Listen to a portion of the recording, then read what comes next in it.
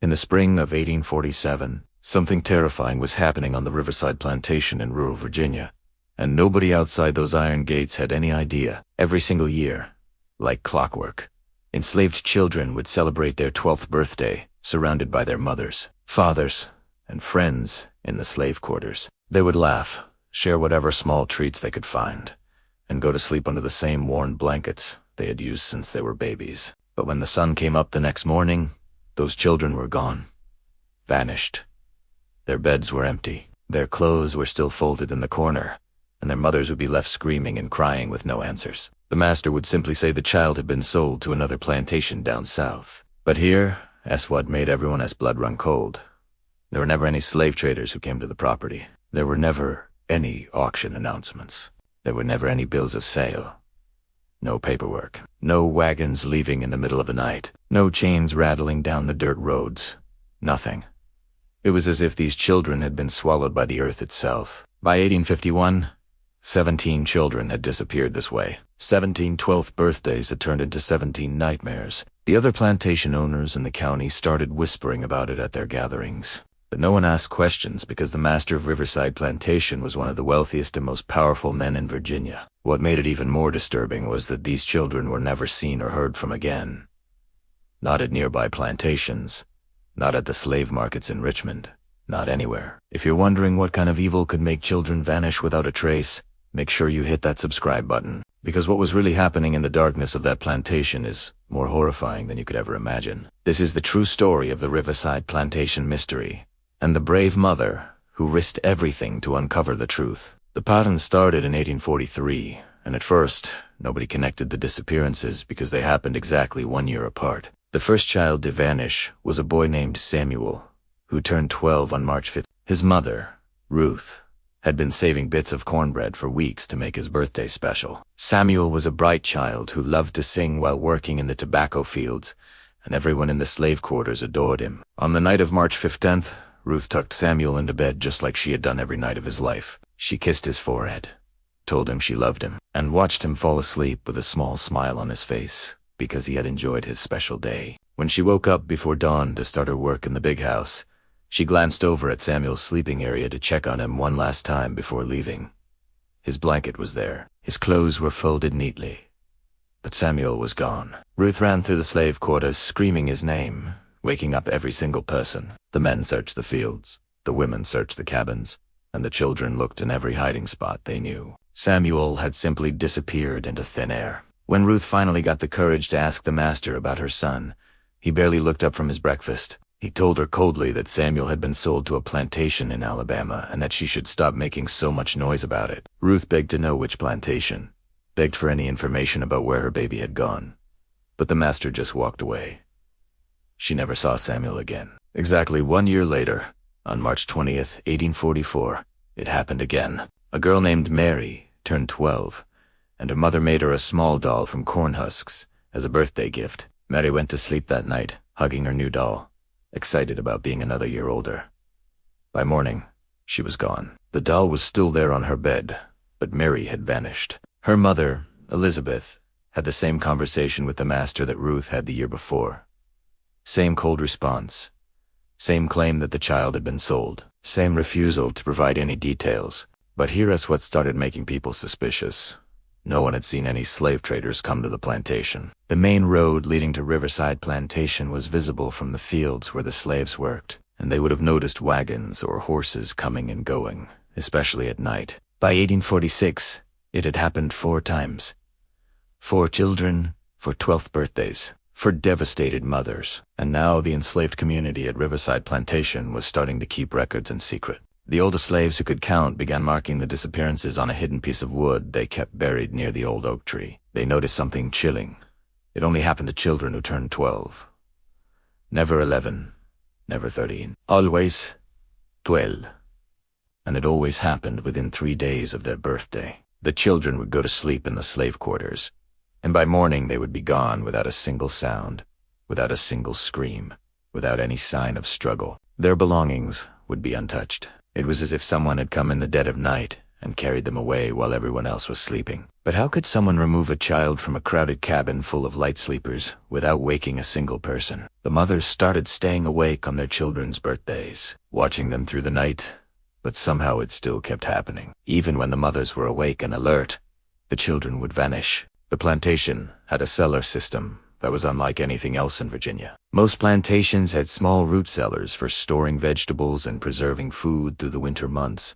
But the cellar at Riverside Plantation was massive. It stretched underneath the entire main house and extended even further beyond the foundation, creating an underground network that some of the older slaves estimated was bigger than the mansion itself. The entrance to this cellar was located at the back of the big house, behind a heavy wooden door that was always locked with 3 different padlocks. No enslaved person was ever allowed near that door. Even the house slaves who cleaned every inch of the mansion, who polished every piece of silver and scrubbed every floor, were forbidden from going anywhere near the cellar entrance. What made this cellar even more mysterious was the guard situation. Every single night, without exception, 2 armed white men would arrive at the plantation just after sunset. They weren't regular overseers who lived on the property. These were special guards who came from somewhere else, and they would position themselves at the cellar door and stay there until dawn. The enslaved people working in the kitchen could see them through the windows, standing perfectly still like statues,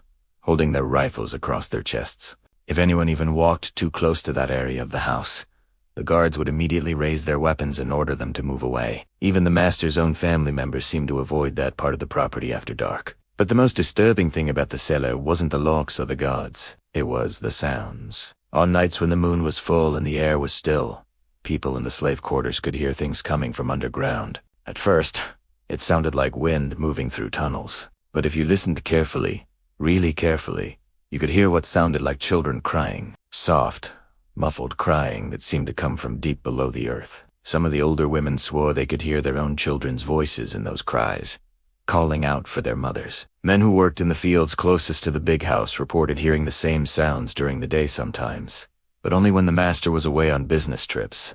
A house slave named Clara, who worked in the kitchen, once saw something that terrified her so much she couldn't speak for 3 days. Late one night, she had been sent to fetch water from the well near the back of the house. As she approached with her bucket, she saw the cellar door standing open just a crack, and light was spilling out from inside. The guards were distracted, talking to each other in low voices. Clara couldn't help herself.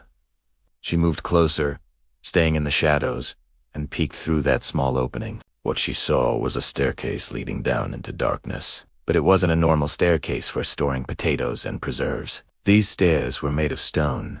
They went down much further than any root cellar should go, and there were torches lighting the walls. The master of Riverside Plantation was a man named Dr. Nathaniel Hartwick, and his past was something he desperately tried to keep hidden from his neighbors and fellow plantation owners. Before moving to Virginia in 1841, Dr. Hartwick had been a practicing physician in Philadelphia, where he had gained a reputation among the city's wealthy families for his surgical skills. He could perform amputations faster than any doctor in Pennsylvania, and he had studied the human body with an intensity that made even other medical professionals uncomfortable. But in 1838, something happened that forced him to leave Philadelphia in a hurry. 3 patients died on his operating table in the span of 2 months, and all 3 deaths involved experimental procedures that Dr. Hardwick had performed without getting proper permission from the patients or their families. The medical board in Philadelphia opened an investigation, and what they discovered in Dr. Hardwick's private office shocked everyone. He had been keeping detailed journals filled with drawings of human anatomy, but these weren't normal medical illustrations. They were sketches of experimental surgeries he wanted to perform. Procedures that involved removing organs and studying how the body would react. He had written notes about wanting to understand how children's bodies developed differently than adults, and he had theories about bone growth that required live subjects to test. The medical board immediately revoked his license to practice medicine in Pennsylvania, and word spread quickly to New York and Massachusetts, where he was also banned from working as a doctor. With his medical career destroyed in the North, Dr. Hartwick used his family's money to purchase Riverside Plantation in Virginia, where regulations were looser and questions were rarely asked. He told everyone he was retiring from medicine to focus on farming tobacco, but he never stopped being a doctor in his mind. The mansion he built had a special room on the 2nd floor that was kept locked at all times. The door was made of thick oak wood, and it had a small window covered with black curtains so nobody could see inside. The house slaves who cleaned the upstairs hallway reported hearing strange sounds coming from that room. Sounds like metal instruments clinking together and water being poured. One brave house slave named Thomas once pressed his ear against the door when the master was away, and he heard something that made his blood freeze.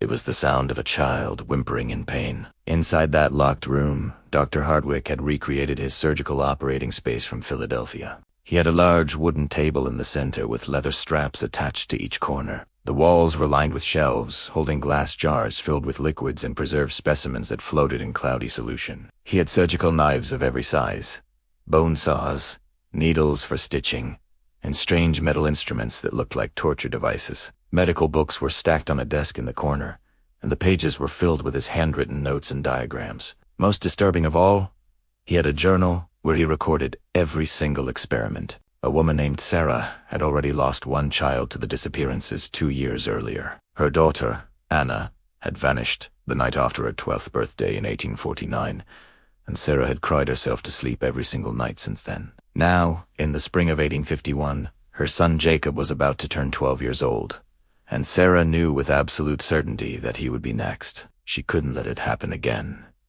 She couldn't lose another child without at least trying to find out the truth. So Sarah made a decision that could have gotten her killed. On the night of Jacob's 12th birthday, she pretended to fall asleep like she always did, but she was wide awake, watching and waiting. Around midnight, she heard footsteps approaching the slave quarters. They were quiet, careful footsteps that were trying not to wake anyone. Sarah kept her eyes closed but watched through her eyelashes as 2 figures entered the cabin. One was the master, Dr. Hardwick himself, and the other was one of the night guards from the cellar. They moved directly to where Jacob was sleeping, and the guard pulled out a cloth soaked in something that smelled sweet and chemical. He pressed it over Jacob's face, and within seconds, the boy went completely limp. They picked him up like he was a sack of grain and carried him out into the darkness. Sarah waited a few seconds to make sure they were far enough ahead. Then she slipped out of the cabin and followed them. Her heart was pounding so hard she thought they might hear it, but she stayed in the shadows, moving from tree to tree, keeping her distance but never losing sight of them. They carried Jacob toward the big house, just as she suspected, and they went straight to the cellar door. The guards standing watch opened it immediately, and Dr. Hardwick carried Jacob down those stone stairs into the underground chambers. Sarah knew this was the most dangerous moment of her life. If she was caught, she would be killed without question. But she had to know. She had to see what was down there. She waited until the door was almost closed. Then she grabbed it at the last second and slipped inside, descending those stone steps into complete darkness. The stairs went down much further than she expected, at least 30 feet underground, and the air got colder with every step. At the bottom she could see torchlight coming from a corridor that branched off in multiple directions. The older enslaved children at Riverside Plantation were terrified, but they weren't helpless. They had watched 17 of their friends and siblings disappear over the years, and they knew they might be next when their own 12th birthdays came around. So they created a secret system to try to protect each other. A network of warnings and signals that the adults didn't even know about. The leader of this group was a 13-year-old boy named Moses, who had somehow survived past his 12th birthday without vanishing. Nobody knew why he had been spared, but he used that second chance to try to save others. Moses and the other older children developed a code using the songs they sang while working in the fields. Certain verses meant danger was coming. Other verses meant to stay alert at night. And some songs were warnings to specific children whose birthdays were approaching. They would sing these songs loud enough for everyone in the slave quarters to hear, and the mothers started to understand what the children were doing. The kids also created symbols using rocks and sticks, arranging them in patterns near the cabins to mark safe areas and dangerous times. A circle of stones meant the guards had been seen near the quarters. 3 sticks in a row meant someone had overheard the master, talking about selecting another child. But Dr. Hardwick was clever, and he knew something was going on. He had planted spies among the enslaved children, offering them extra food and privileges if they reported back everything the other kids were doing. A boy named Thomas, who was only 10 years old, had been promised that he would be spared when his birthday came if he told the master everything about the warning system. Thomas was scared and hungry, and he didn't understand that the master's promises meant nothing. He told Dr. Hardwick about the songs, the symbols, and the secret meetings the older children held behind the tobacco barn after dark. Armed with this information, Dr. Hardwick changed his tactics. He started taking children on random nights, instead of right after their birthdays, and he stopped following any predictable pattern. The warning system that Moses had built became useless because nobody could predict when the next disappearance would happen. 3 children vanished in the span of 1 week, all of them around age 12, and the community realized they had a traitor among them. The trust between the children began to break down. In the summer of 1851, a journalist named William Patterson arrived in Virginia from Boston to write a series of articles about plantation life in the South. He was a young man with strong opinions about slavery, and he had convinced his newspaper to send him on a 6-month investigation to document the conditions of enslaved people. William had no idea what he was about to stumble into when he arrived at the county where Riverside Plantation was located. He started by interviewing plantation owners and visiting their properties with permission, taking notes about the tobacco industry and the economics of slave labor. But during his 3rd week in Virginia, he stopped at a small church where free black people gathered on Sundays. An elderly woman approached him after the service and whispered that he needed to investigate Riverside Plantation because children were disappearing, and nobody in power seemed to care. William was skeptical at first, thinking it might just be normal slave sales, but the woman insisted there was something different about these disappearances. She told him about the lack of paperwork, the absence of traders, and the pattern of 12-year-old children vanishing without a trace. William decided to dig deeper, and what he found in the county records shocked him. He spent days going through slave sale documents at the courthouse, and he discovered that Riverside Plantation had not recorded a single child slave sale in 8 years, even though 17 children had supposedly been sold according to Dr. Hartwick. But William found something even more disturbing when he expanded his investigation. 2 neighboring counties. There were 2 other plantations within 50 miles that showed the exact same pattern. No recorded sales of children around age 12, but rumors of disappearances that happened like clockwork. All 3 plantations were owned by men who had been doctors before becoming plantation owners, and all 3 had been forced to stop practicing medicine in northern states under suspicious circumstances. William realized he wasn't looking at one monster.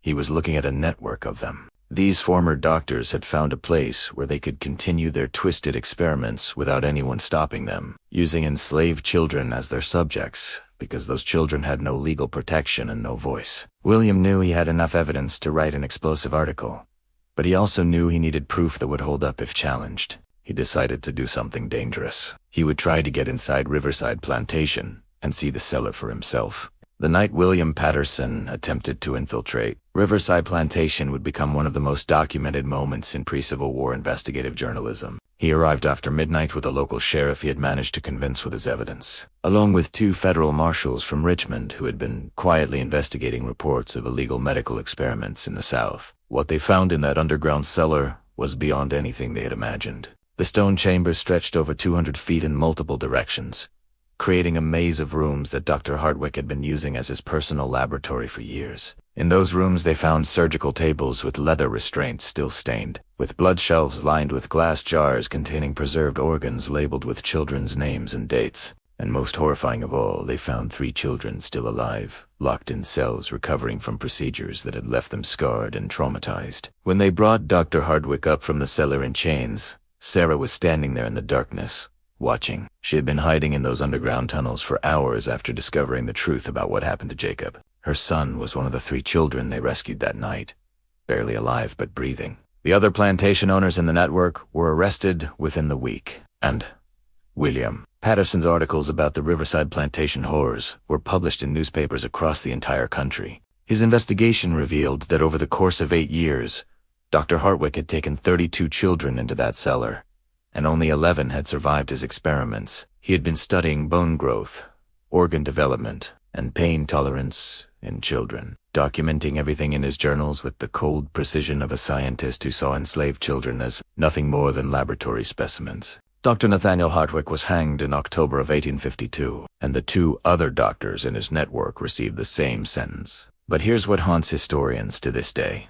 Those were just the ones who got caught. Records suggest there may have been as many as 7 other plantations across the South where similar disappearances were happening, owned by former doctors who had lost their licenses in the North. We'll never know how many children vanished into underground cellars and were never seen again. Their names lost to history because they were considered property instead of people. Sarah lived another 40 years after that terrible night. And she spent the rest of her life telling Jacob's story to anyone who would listen. She made sure the world knew that enslaved children weren't just disappearing because they were being sold. They were disappearing because powerful men had found a place where they could do whatever they wanted without consequences, where they could torture and experiment on human beings and call it medical research. The Riverside Plantation case helped fuel the growing abolitionist movement in the North, giving people concrete proof of the absolute evil that slavery allowed to exist. Those children who vanished at age 12 became symbols of why the entire system needed to be destroyed, and their stories, though painful to hear, helped push America closer to the Civil War that would finally end slavery forever.